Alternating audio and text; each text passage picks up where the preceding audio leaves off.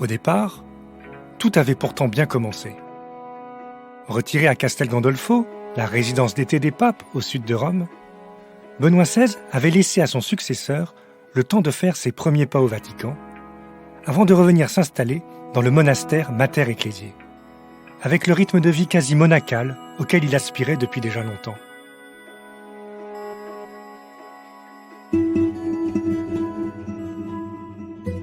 Pour la première fois de son histoire, l'Église s'apprête à dire un dernier adieu non pas à un pape, mais à un pape émérite, Benoît XVI.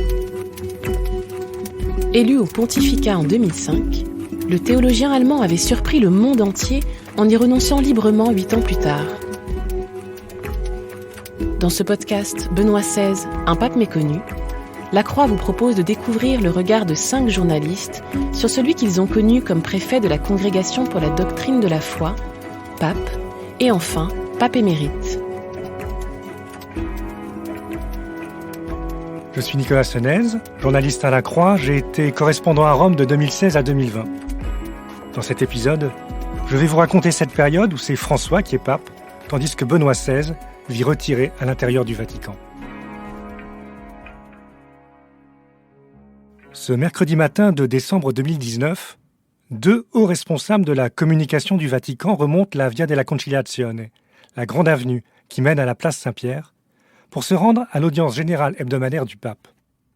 Presque arrivés à la place, ils ne peuvent manquer sur leur droite l'immense affiche qui recouvre un immeuble en travaux. Idue Papi, les 2 papes, le film événement qui doit sortir dans quelques jours sur Netflix.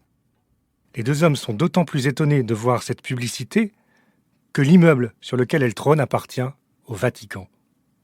Mais personne, à la Congrégation pour l'évangélisation des peuples, qui en a la gestion, n'a jugé bon de les prévenir, alors même que le film prétend raconter la transition entre les papes Benoît XVI et François. Avec de remarquables Anthony Hopkins en Ratzinger et Jonathan Pryce en Bergoglio, le film, très réaliste et avec une réalisation qui frise parfois le documentaire, est en fait une pure fiction. Selon le film, Benoît XVI aurait préparé sa succession et mis le pied à l'étrier de son successeur. Rien de tout cela n'est vrai, pas plus que les secrets qui tarauderaient les 2 hommes, mais l'opposition, tant de caractère que de vision de l'Église qui transparaissent de leur conversation, tombe à point en cette fin d'année 2019 où, à Rome, il est de plus en plus de bon ton d'opposer Benoît XVI à son successeur. Avec, dans les milieux romains, une petite musique de fond où j'entends regretter le pape allemand, critiquer les décisions de l'Argentin. La renonciation de Benoît XVI est-elle légitime ? S'interrogent même certains à demi-mot.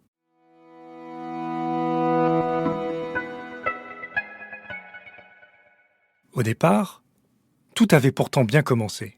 Retiré à Castel Gandolfo, la résidence d'été des papes au sud de Rome, Benoît XVI avait laissé à son successeur le temps de faire ses premiers pas au Vatican, avant de revenir s'installer dans le monastère Mater Ecclesiae. Au cœur des jardins du Vatican, ce bâtiment, sobre, avait été longtemps consacré par Jean-Paul II à des religieuses contemplatives qui se relayaient régulièrement pour assurer une présence priante au plus près des papes. Accompagné de son secrétaire, Monseigneur Georg Genswein, et de quelques laïcs consacrés qui assurent son service depuis de longues années, Benoît XVI s'y installe donc en mai 2013, avec le rythme de vie quasi monacal auquel il aspirait depuis déjà longtemps. Levé à 8h moins le quart, il célèbre la messe dans la petite chapelle avant d'y réciter le bréviaire, puis de prendre son petit déjeuner. Sa matinée est consacrée à la prière, à la lecture et à l'étude, mais aussi à la correspondance fournie qu'il entretient à travers le monde. Après le déjeuner, à 13h, une petite promenade sur la terrasse et la sieste. Puis, à 5h moins le quart, il part marcher dans les jardins du Vatican. Souvent, ses pas l'amènent dans le petit bois caché derrière les musées, ou jusqu'à la grotte de Lourdes, au sommet de la colline. C'est là qu'il aime réciter son chapelet quotidien. De retour à la maison, c'est à nouveau un temps d'étude, jusqu'au dîner à 7h30, avant de regarder le journal télévisé italien, puis d'aller se coucher après une dernière prière. Un homme de Dieu, un homme humble, un homme qui prie. C'est par ces mots que François a décrit Benoît XVI lors de sa rencontre avec les journalistes, dans l'avion qui le ramenait de Rio de Janeiro à l'été 2013, son tout premier voyage. Interrogé sur sa collaboration avec son prédécesseur, il s'étonne quand certains lui demandent si celui-ci ne l'encombre pas.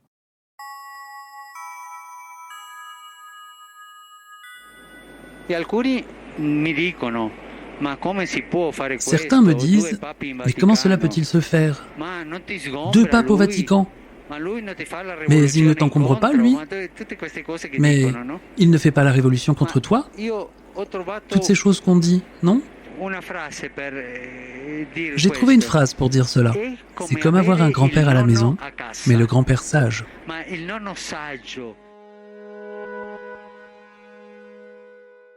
De fait, François consulte régulièrement son prédécesseur, qui lui a même laissé le brouillon de l'encyclique qu'il avait commencé sur la foi.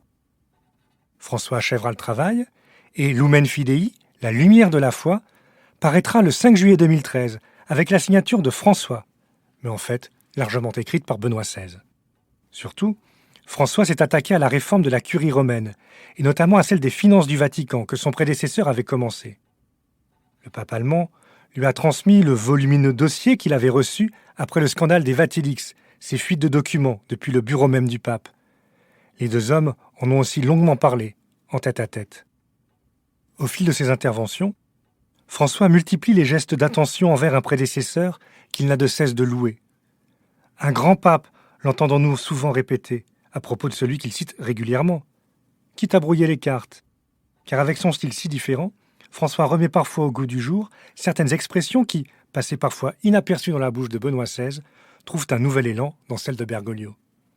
Combien de fois, à la salle de presse du Saint-Siège, j'ai douché les élans d'un collègue excité par telle ou telle déclaration inédite de François, en lui faisant remarquer que le texte comportait en fait des guillemets et une petite note renvoyant à son prédécesseur. Et Benoît XVI dans tout cela, qu'en pense-t-il ? Dans son dernier discours aux cardinaux, le 28 février 2013, il a bien souligné qu'il promettait d'ores et déjà obéissance à son successeur, quel qu'il soit. Plus je constate le grand charisme de mon successeur, plus je me rends compte que ma décision de renoncer a été inspirée par la volonté de Dieu, confiera-t-il à un visiteur au cœur de l'été. Le pape émérite se veut en fait discret, pour ne pas gêner son successeur. Tout juste l'avons-nous vu sortir de Mater Ecclesiae pour qu'on célébrait avec François la canonisation de Jean-Paul II, ou encore assister à l'ouverture de la Porte Sainte du Jubilé de la Miséricorde. En août 2016, dans un rare entretien au quotidien italien La Repubblica, il expliquait leur relation. Il y a un sentiment de profonde communion et d'amitié. Personnellement, dès le premier instant, j'ai été profondément touché par l'extraordinaire disponibilité humaine du pape François à mon égard. Il m'a fait le cadeau d'une merveilleuse relation paternelle et fraternelle. Je reçois souvent de petits cadeaux ici, des lettres écrites personnellement. Avant de partir pour de grands voyages, le pape ne manque jamais de me rendre visite. La bienveillance humaine avec laquelle il me traite est pour moi une grâce particulière de cette dernière phase de ma vie, pour laquelle je ne peux être que reconnaissant. Ce qu'il dit sur la disponibilité envers les autres hommes ne sont pas que des mots, il le met en pratique avec moi.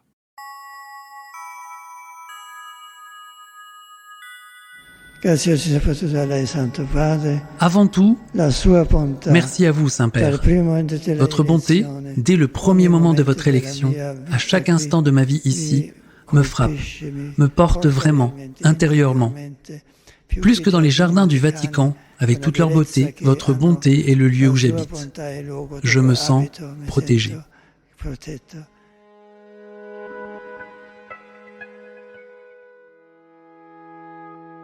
Mais si tout semble aller pour le mieux entre les deux papes, dans l'entourage de Benoît XVI, on commence à murmurer. Certains gestes et initiatives du pape François ont surpris et surprennent encore, lance ainsi dès septembre 2013 Monseigneur Genswein. Celui-ci dans une position particulière, car on le voit toujours aux côtés de Benoît XVI, mais il est aussi préfet de la maison pontificale, et donc chargé de l'agenda officiel du pape François, qui l'accompagne dans toutes ses audiences publiques. Or, au fur et à mesure que les réformes du pape argentin commencent à toucher des sujets chers à son prédécesseur, comme par exemple la liturgie, des critiques s'expriment, sotto voce, du côté de Mater Ecclesiae. Un exemple. En octobre 2015, lors du deuxième synode sur la famille, le débat est particulièrement vif au sujet des divorcés remariés. Les plus rigoristes se réclamant de Benoît XVI comme gardien de la morale. Tenant d'une ligne réformiste et ouverte, le cardinal autrichien Christoph Schönborn est aussi un proche de Ratzinger, avec qui il a notamment travaillé à la rédaction du catéchisme de l'Église catholique. Lors d'un déjeuner avec Benoît XVI, il va arriver à trouver avec lui une formulation qui fera consensus. Mais du côté des rigoristes, où on compte de nombreux ratzingériens, l'impression sera un peu de s'être fait voler le pape émérite. À cette époque, je dois bien constater que, dans leur défense du pape, les partisans de François se montrent eux aussi imprudents. Ainsi, en mars 2018, quand le Vatican lance en grande pompe une collection de livrets sur la théologie du pape François, les responsables de la communication vaticane demandent alors à Benoît XVI une préface où il soulignerait la continuité théologique entre leurs deux pontificats. Déjà que faire sortir le pape émérite du silence qu'il s'était imposé n'était pas la meilleure des idées, certains des auteurs de la collection sont aussi connus pour leurs relations tendues qu'ils ont entretenues avec Joseph Ratzinger. Benoît XVI se contente donc d'une lettre où il écarte les critiques contre son successeur et souligne la continuité intérieure entre les deux pontificats, même avec toutes les différences de style et de tempérament. Mais en publiant cette lettre, le Vatican omet 2 paragraphes, dont l'un où il ne cachait pas ses critiques contre le choix de certains auteurs. Et aussitôt, la polémique enfle. Mais selon les reconstructions de vaticanistes, qui ont eu accès aux échanges entre Mater Ecclesiae et le Vatican, il apparaît aujourd'hui que c'est l'entourage de Benoît XVI qui avait demandé de ne pas divulguer ces paragraphes. C'est ce même entourage qui, ensuite, aurait fait fuiter la lettre, insinuant que le pape émérite aurait été censuré. Fragilisé, le responsable de la communication vaticane devra aller jusqu'à démissionner.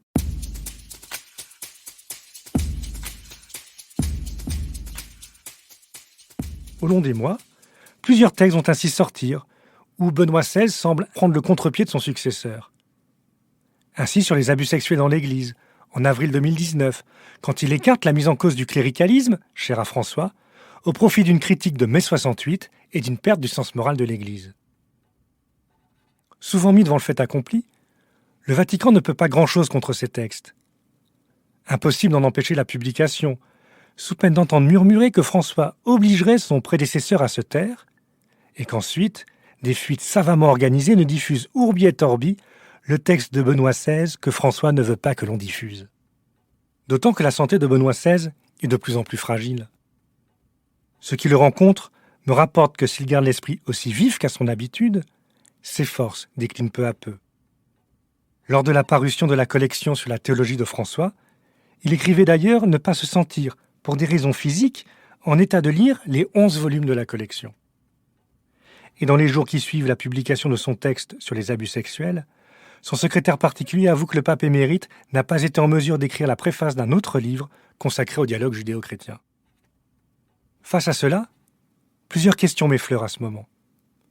Benoît XVI est-il l'unique auteur des écrits qu'on lui prête ? Ou se contente-t-il d'approuver des textes qu'on lui soumet, dont il a pu donner les idées principales, mais sans en assurer la rédaction finale ? Dans plusieurs des écrits polémiques, on ne retrouvait ailleurs pas forcément le style si subtil qu'il a longtemps caractérisé. Autre question que je me pose. Je sais que Joseph Ratzinger avait souffert de voir Jean-Paul II aux mains de son entourage dans ces dernières années. Sans doute voulait-il s'éviter cela avec sa renonciation. Je me demande donc ce que c'est réellement Benoît XVI de ce qui se passe à l'extérieur de Mater Ecclesiae, au-delà de ce que peuvent lui en rapporter son entourage ou les visiteurs de passage qui s'alarment auprès de lui des réformes de François.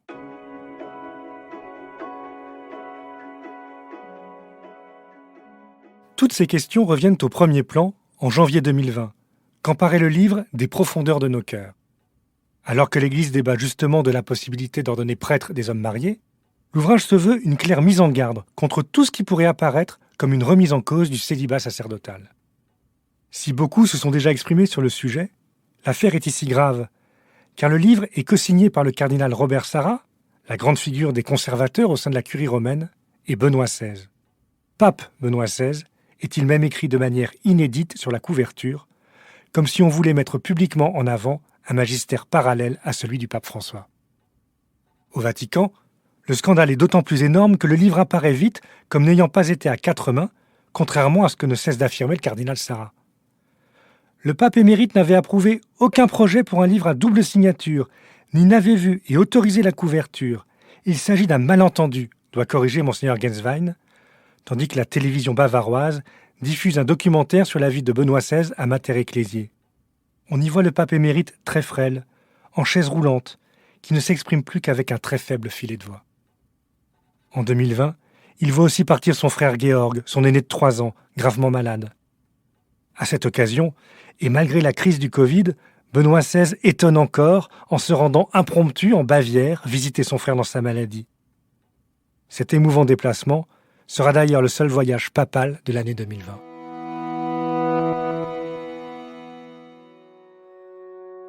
Voyage papal ? Là est d'ailleurs toute la question après les différentes polémiques. Dans les couloirs du Vatican, plusieurs me rappellent que le statut du pape émérite a été élaboré juste après l'annonce de la renonciation de Benoît XVI par son entourage, mais aussi pour cet entourage qui entendait se protéger de l'avenir en cas de succession difficile. La pratique aura montré que, même avec de la bonne volonté de part et d'autre, l'image même de 2 hommes en blanc portant le même titre de pape est source de confusion.